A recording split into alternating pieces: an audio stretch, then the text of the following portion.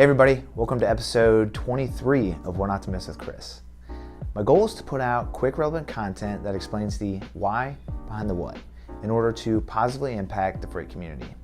Now on today's episode, we're going back in time to revisit episode 12, where we talked about 3 factors that may cause flatbed rates to increase throughout 2021. So let's look at how rates have progressed since then and why.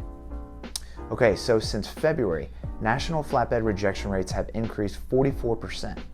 And while van rates are still incredibly elevated at 21% and 38% respectively, their swings seem relatively insignificant when compared to the massive surge in flatbed rejections over the past 8 months.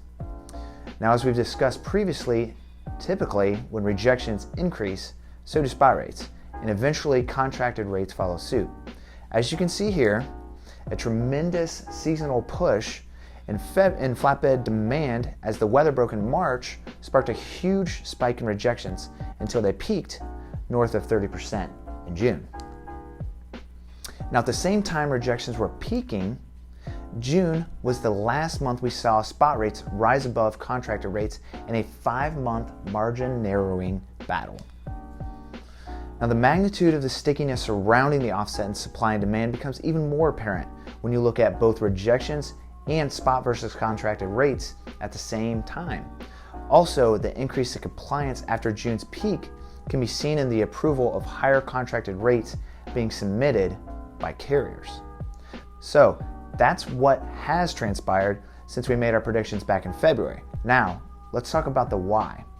And to stay congruent with our update, let's see what's changed with building permits, single housing family starts, and total residential construction spending, as they all play a significant role in flatbed demand.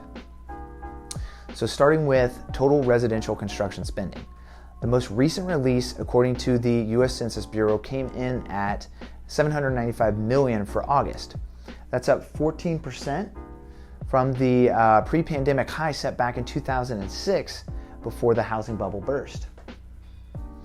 And 7% or $57 million from the last time we visited this data back in February. And as for single-family housing starts and building permits, both have experienced drop-offs since February. However, not due to demand, as both data sets are reporting numbers above pre-pandemic levels and have both labor and building material shortages to combat.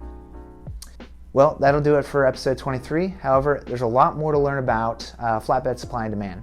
So please feel free to reach out to me directly or find us at bridgelogisticsinc.com for more info. And until next time, I'm Chris Eads, and thanks for joining me on another episode of What Not to Miss with Chris.